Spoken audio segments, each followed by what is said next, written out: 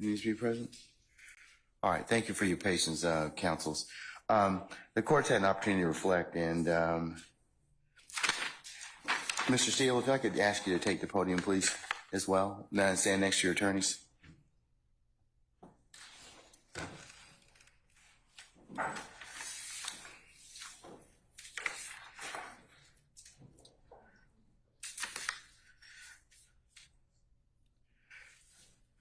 Okay, Ms. Merchant, Mr. Steele, and I apologize.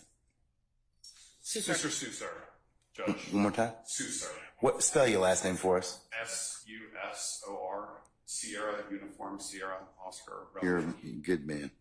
Good man. Okay, all right. Okay. All right, thank you, sir. Okay, Mr. Susar as well. All right, counsels, I've made a clarification or to the order of contempt. Mr. Steele, I am going to hold you under, still hold you in summary criminal contempt pursuant to OCGA 15-1-3, subpart 3, for your failure to comply with my earlier order today. I'm going to order that you be taken into custody, incarcerated at the Fulton County Jail for no more than 20 days for this contempt. Those 20 days consisting of every weekend for the next 10 weekends. And you'll be reporting to 901 Wright Street Northwest, Atlanta, Georgia, 30318 at 7 p.m. on Fridays. You'll be released on 7 p.m. on Sundays. And it's to commence this Friday, June the 14th at 7 p.m. and not to end until Sunday, August the 18th at 2024, 7 p.m., subject to further order of this court. And that will be entered and e-filed, and you may take whatever steps you and your counsel deem appropriate. 24, 7 p.m., subject to further order of this court. And that will be entered and e-filed, and you may take whatever steps you and your counsel deem appropriate after that. Okay? Can I ask a question? Sure. I'm going to file a notice of appeal, but for whatever reason that doesn't take, and you don't give a bond, then I'd ask that I can be with Mr. Williams and we work on our case all weekend, for all those weekends. Otherwise, I can't prepare. I speak with Mr. Williams all the time. That's up to you, and sir. I will, if that comes to pass, you have my support. I will talk with our sheriff, and we may be able to make that work. Okay. I'd figured I'd show you the end, and then we begin. Let's get to it.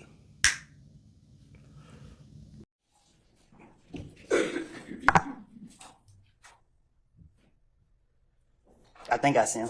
Okay. When you say you think, you have a seat. When you say you think you see him, what do you think he's wearing? Look like he wearing gray over there. So who are you pointing to over there that's wearing gray? I think lady got red hair.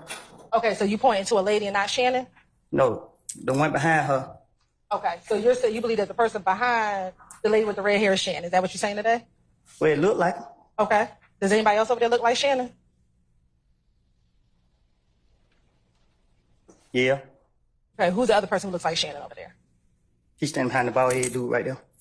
He's standing or he's sitting? Sit down, I guess. Okay. What's his hairstyle? Bald head. So you're saying Shannon's the one with the bald head? Or he's sitting No, behind he's sitting him? behind the dude with the bald head. I think that's him. Okay. It's two people with dreads. I can't see I just see dreads. Okay. Let me just ask you this. Is Shannon from Atlanta? I don't know. While y'all were in school, did y'all develop a friendship? Nope. Okay. At some point in time, did you ever develop a friendship with Shannon? Yeah. Okay. When was that? I don't know when, but at one point we became cool. Okay. And when you say cool, what do you mean? COOL. I didn't ask you to spell it. I asked you what you mean. Well, we became cool. I don't know what you mean. I don't know. Did you look at him as a brother? Was he an acquaintance? Was he just someone you talked to on occasion? When you define cool, what was your relationship like with him? Oh, just a dude in the street. That's cool, and you would see him in the streets. How often would you all hang out with each other? What you mean? How often would the two of you spend time with each other?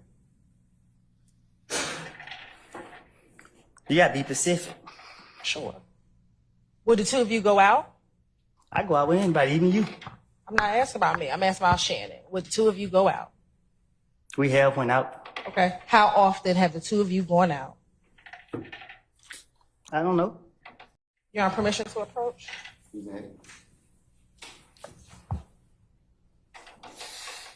Hey, Judge. Sir. I'm hot. Can I take this sweat off?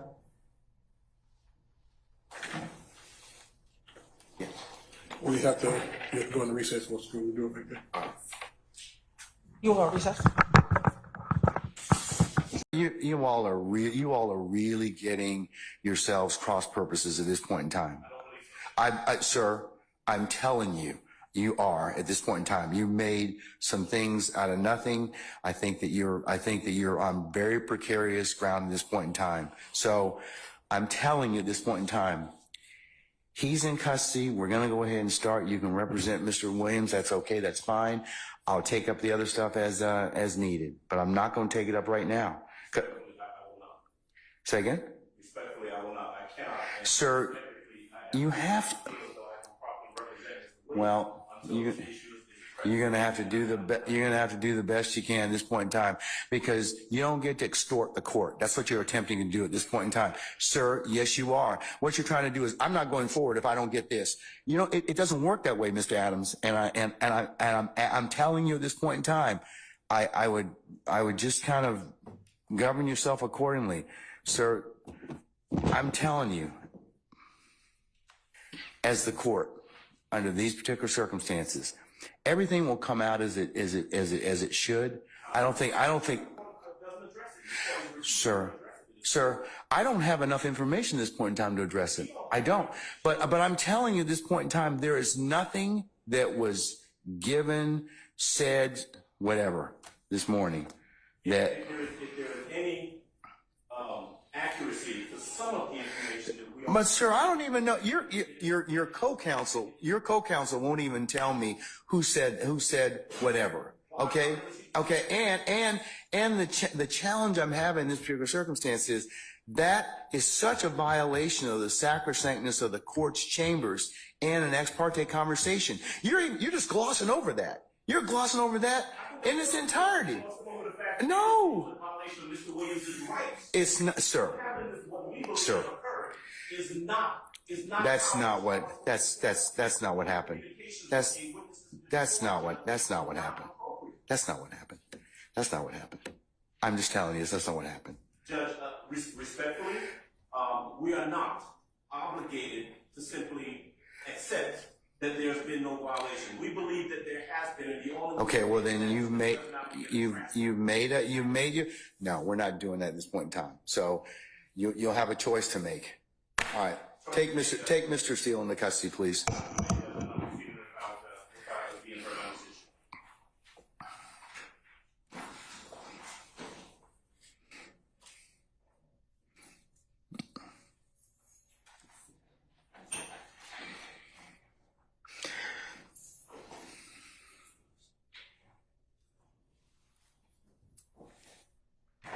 Your Honor, would the court afford me one moment to confer with counsel regarding the appropriate remedy in this type of situation? Okay, all right.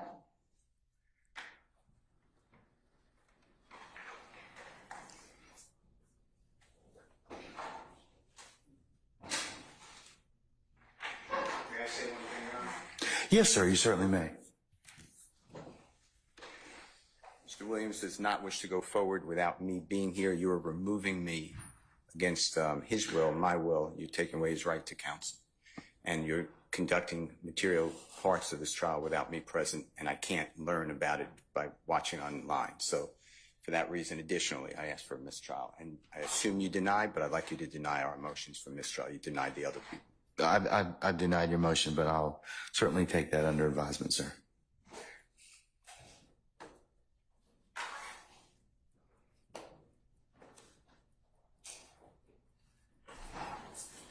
We're going to be in recess for the next 5 minutes.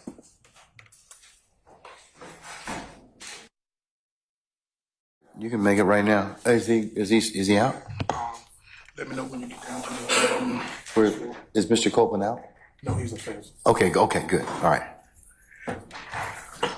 Yeah, come on down.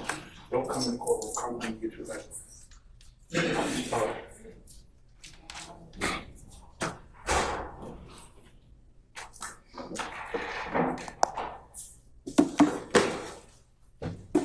you. Go ahead. The way I understand my constitutional obligations, pursuant to the 6th and 14th Amendments of the United States Constitution, the corresponding sections of the Georgia Constitution, I'm required to make a full and complete statement to the court.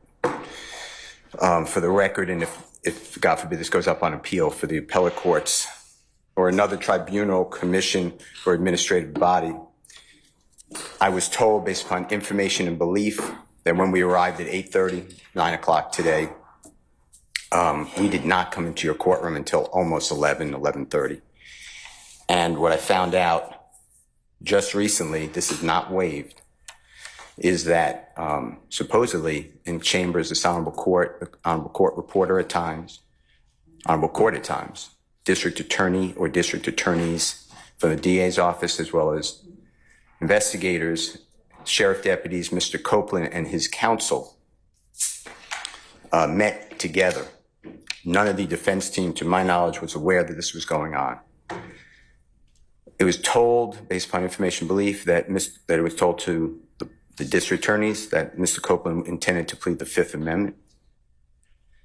Then I was told, based upon information belief, that Adrian Love, the lawyer for Mr. Copeland, and this court were together, and Ms. Love made representations that John Melnick supposedly spoke with some attorneys for the accused and wrote an email to Ms. Love, to Adrian Love, stating that Mr. Melnick does not represent the witness, and that Mr. Melnick wrote an email saying F you, and then somehow that email was CC'd to me. That never... Mr. Steele, can I interrupt you just a second? I'm kind of disturbed because that's ex parte. All that was an ex parte conversation. How did you find out about any of that? Well, I'm disturbed too. And the reason I'm asking you a question. How did you find out about it? I'm going to ask you the question. Okay. Scuttle, if you look at SCUDDER versus state, which is 298 Georgia, 438, it's Division 2, 782 Southeast 2D 638, 2016. Our highest court says when a court meets, because Mr. Copeland comes in, meets with the court supposedly made statements, which I assume is somewhat accurate based upon what you just said. We're entitled, Mr. Williams and every other person wrongly charged here is entitled under the Georgia Constitution to be present. That's a critical stage. It's just like when you meet with me, and you and Mr. Adams meet with me, and others have met with me. It's those are ex parte for a lot of different other reasons, but I will certainly note that for purposes of record. Well, I'm going forward. What I was told was that Mr. Copeland said... And you haven't answered my question yet. I'm not going to answer that question. You're not? No, I will not answer that question. Why will you not answer that question? Because I want to make sure that what I say is accurate, and I'm not trying to... No. I'm asking you, how did you get this information? I'm not telling the court. What I'm saying is based upon information... Okay, well, listen, if you don't tell me how you got this information, then you and I are going to have some problems. We can have... I have problems right now. Okay, I know. Look, I don't want to know about your problems, okay, at this point in time. All I'm asking you at this point in time is, how did you come upon this information? Look, if the case gets reviewed, the record's going to be available for our appellate court and for whatever reason. But it's disturbing that how somehow you have surreptitiously gotten information in regards to the court's private ex parte conversations with a party. I mean, a witness who was sworn in Friday, the court's telling, this is what I was told. If this is not true, not true. This court handed Mr. Copeland. Tell me how you got the information. Listen, whatever you want to do. Tell me how you got the information, then we can go ahead and go forward. I'm not going to say that. What I'm going to say is this. I was told, and I hope this concerns the court. It concerns me that you have proprietary information. Why is it proprietary? Or information that you should not be having that was ex parte. Why? With a party. Why? State of Georgia. How about the witness? How about Mr. Copeland, who supposedly announced he's not testifying and he'll sit for 2 years, and then supposedly this honorable court, or excuse me, let me rephrase that. This court supposedly said, I can hold you until the end of this trial, Ms. Hilton supposedly said actually all of the defendants and then all 26 people are disposed of. If that's true, what this is coercion, witness intimidation, ex parte communications that we have a constitutional right to be present for. So I understand that you're upset towards me, but I don't know what I did. Mr. Steele, I'm I doing still what want to everybody know, should how do. did you come upon this information? Who told you? What I want to know is why wasn't I there? Why, Sir, I'm going to hold you in contempt if you don't tell me who the, tell me who this I information don't was want to come be from. held in contempt. Well, I'm not then, answering that question. That's attorney-client privilege information. I am not answering. attorney-client privilege, unless you were in my chambers, that's the only way you can figure out. I am I telling tell you you- what, I'm going to give you 5 minutes. If you don't tell me don't who have the- to. I'm if gonna you don't tell me continue. who it is, I'm going to put you in, But let me- I'm going to put you in contempt I because understand. that is not attorney-client privilege. Attorney work product privilege. I am not. How did you get that information supposedly from my chambers? Did somebody? So I owe Steele an apology. I thought he was capped. I thought he was capping his rap. I did not think that Steele was going to sit there and live by them prophetic words that he said. He said he'd die about it. He'd give his card up. He'd do all of this. He'd do all of that. Bruh, is it crazy? Think about this. Woody's going home while Steele is going to jail. Now, granted, it's the weekends and stuff like that. And technically, Woody isn't even on trial here. He's forced as a witness. So there's that part, right? Let's start at the beginning. We started late. Here's where everybody who has suspicions start out with this whole entire day today. We're supposed to start court at basically 9 o'clock. We didn't start court until 11. We heard Woody say out of his own mouth, hey, check me out. I'm going to plead the 5th. All right, you going to plead the 5th, Woody? We'll see how you think Monday.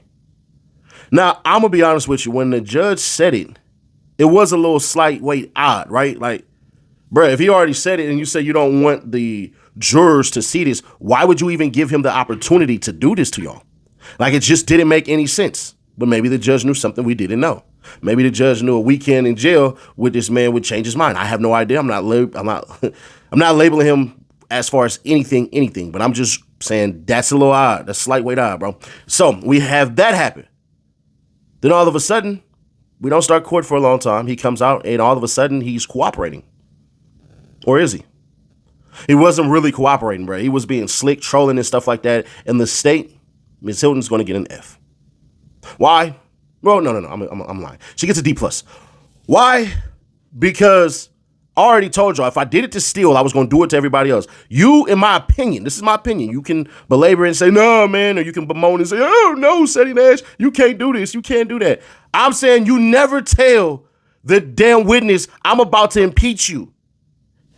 For me, what I would like to see is what they did before. Sidebar. Tell them, hey, judge, I'm about to impeach this dude. He playing with me. And I ain't going to hold you. The judge, you get an F-, bro. You do. Because Woody was playing with you on that damn stand like a toddler. He doing all the back and forth and all the rocking and all that. I'm surprised he didn't just say, I'm an adult again, just to get a rise out of the court. That man went on full comedic display, bro. Full comedic display. And I'm sitting there and I'm like, what the hell is wrong with people? But what was she doing?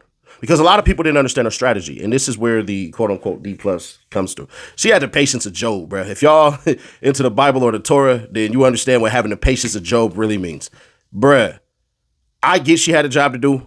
And just because of the degree of difficulty and everything like that, I'm going to give her a D+ for that. Because she's laying down the tracks to catch him and he don't know it. He's not slick enough to catch it in real time. What she's doing is basically saying, y'all all 30 deep, right? 30 deep grimy. Cool. What did they say? 30 deep grimy and YSL got cool and then, started to operate and move a certain way and all this stuff and everything like that. You got to remember, Woody is not from Cleveland. Woody is from Mechanicsville. And we was talking on AK's live when he was doing like this, throwing up the bird stuff. Well, we could say Dirty Birds, Atlanta. To all this red, a company if it has some black, he'd be like, bro, listen, I'm from Atlanta. I represent the Falcons. That's my team. Blah, blah, blah, and some more stuff. He could say that. And he wouldn't necessarily be wrong. So there's that part right there. Added with, she thinks she's too cool, too slick. Lady, you don't think every witness has been watching this damn trial? Everybody's watching. Especially after today. Tomorrow is going to be insane. I'm going to have to do a live stream tonight just to cover all of it appropriately. I don't want to give y'all a 40-minute video. So Woody doing all that, bruh, and then Woody murmurs out his mouth before they leave, my head hurt. I'm about to plead the fifth. The judge smooth as hell act like he didn't see that. Judge, wouldn't that be contempt of court on your end that you just ignored him? And by the way, the jurors heard that.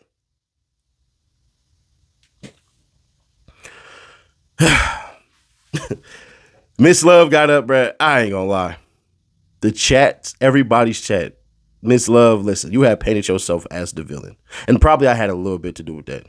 If you give me some booty, your fat booty, I'll try to, they try to say I'm coerced and all that stuff. I'm just shooting my shot because I know you watch the channel, baby. Hey, boo. Nah, Miss Love, she just got to kind of read the room a little bit too. You're playing victim. How? We got 3 stripes against you that I could point out immediately. The lady who talked about unaliving herself because her mom died and you sat up there and subjugated her to a man that basically was hitting on her and you did nothing about it. That's number 1. Number 2, you actually talked about her mom on the stand when she asked you not to talk about her mom. There was no reason to bring up her mother on that stand at all. Number 3, you brought in a kid with half his head who said he was here for justice, and justice for him only lasted for about 20 minutes, and he spilled a bottle of water on the doggone seat, and everybody thought he crapped his pants. You got 3 strikes against you, and I can keep on going because it gets real deep. Miss Love, please, for the love of goodness, stick to just saying the law, but trying to get sympathy, that ain't gonna happen because you are one of the worst people when it comes to trying to give some type of sympathy. It ain't gonna fly. Keith Adams jumping up and everything like that, bro. You know what that reminded me of? Lethal Weapon.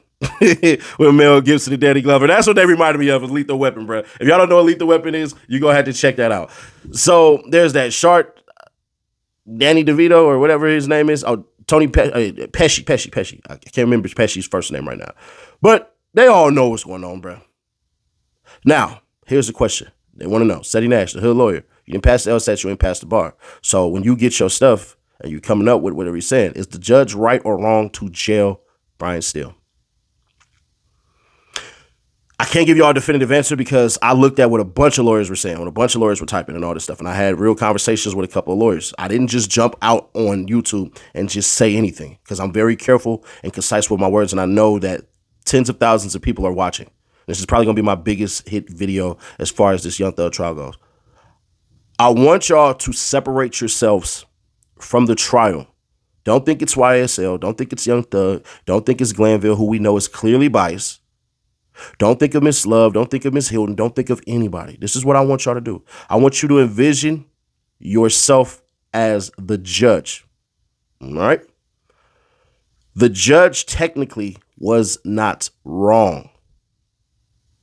Do we like it? No. Do I think he went overboard? Yeah. I think he should have just fined him. Personally, sending that man in jail does what? Now, why did I just say that the judge didn't do anything wrong? Well, let's be fair, square, obvious, and honest, right? The judge supposedly had a conversation with the DA and the witness. Think if you were the witness. Supposedly, now, we don't know if this is true or not. Supposedly, the judge had this conversation with the witness. Now, that could be them working out a deal. You get what I'm saying? You don't have any rights to that, Brian Steele. Defense and all that. Y'all don't. There's not a lawyer who, when I asked that question to him, I already knew the answer any damn ways, where they said, yeah, no, he actually doesn't have a right to, because at the end of the day, Woody is not your client. But Brian Steele being passed information that, hey, y'all doing dirty stuff, bro.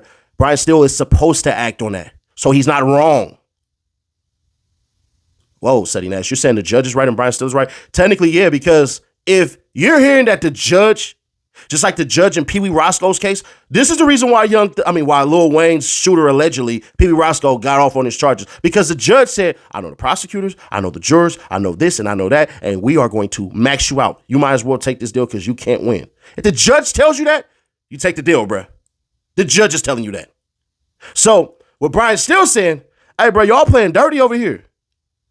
Y'all basically trying to get him to say whatever, and the judge is in on it. Nah, bruh. Hell nah. Judge, you dirty too. But you got to remember, if you're going to accuse the judge of that, bruh, you better be right, Brian Steele. So they're asking for the transcripts because the court reporter was there. Now, who was the big mystery person that allegedly gave Brian Steele this information? It was Woody's lawyer. Duh. And I'm talking about the one that's on vacation. That's what they made it seem like. What it made it seem like is slightly an elaborate scheme that, hey, that lawyer sent a text to the other lawyer, and the other lawyer sent that text to Brian Steele. That's just what it is. That's how they made it seem. He said it's only the court reporter and one other person who could have gave you that information. Now, if it was a court reporter, that's crazy. Now, we had Donald Trump's lawyer walk in today.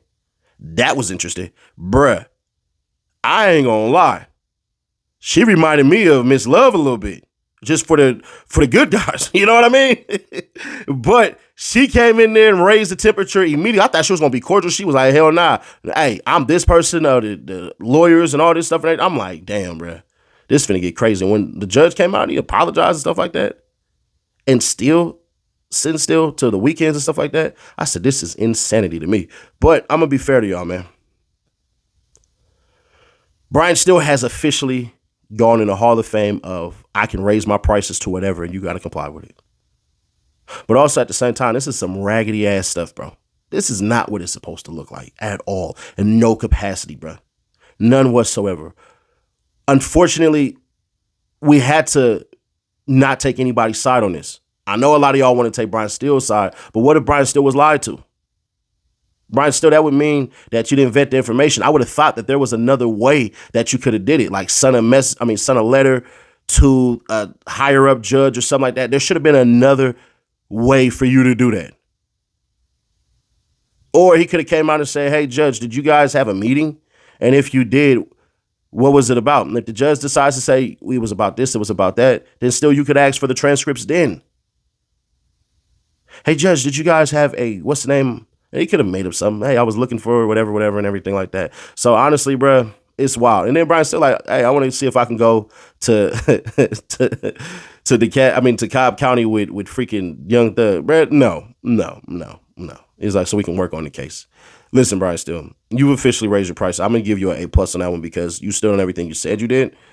But at the same time, this is just bad, bro. Like it's not supposed to be like this. It's really not. But here's the plus, right? They could throw this case out. Other judges will be getting involved in this. This is national media. This is big. So other lawyers will be getting involved with this. Other judges will be getting involved with this. Bruh, they said it was 25 lawyers on the outside waiting. 25 lawyers, homie. It's hood day right now. I got 25 hushes right now if I need to call them. That's how bad it got. Bruh, I'm looking like, what the hell? Then let's top it off, bruh. Brian Steele, I hope for the sake of goodness sake that information you got is right. But even if it is, even if they toss it out, bruh, they can still bring it back. That's why everybody keeps saying mistrial, bruh. They can still bring it back. It's not as though it's over. What you people should want, those of you who support Young Thug, y'all should want to see this case out. Now, it'd be beyond difficult for the city to say, you know what, we're going to go ahead and approve this damn near, because the city ain't really got that type of money to go ahead and approve another $3 million that y'all going to need to fight Young Thug and them all over again. And at the same time, by the time y'all get to it and do what y'all do, Brian Steele and them will push it back to where the probation is going to end for some of these guys, and these guys are going to leave. You ain't going to have no witnesses. You know what I'm saying? All these other witnesses that you had that you giving plea deals to, these plea deals expire in 2 or 3 years. So even if they push it back, hey, these cats can go disappear. Y'all not finna send the marshals to Anchorage, Alaska to go get Moontung. I'm not saying cuz would have went to Anchorage, Alaska. I'm just saying. I'm just saying. But what you should want, what we all should want, is Young Thug to finish out this thing, beat his charges, come back home and do what he need to do. It seemed like Woody gonna be on the stand probably until like Wednesday, to where they can't take it no more, because I'm gonna be fair, bruh. Woody's making a mockery of all of this. We have turned this from, look how crazy it's got. We have went from Woody to Brian Steele. It ain't even about Young Thug anymore. It's about everybody else involved. But share to keep your people aware, subscribe, turn on the bell, stay notified. We'll be doing a live stream tonight. I got some reservations that I got to get to, but I'll catch you on the next one.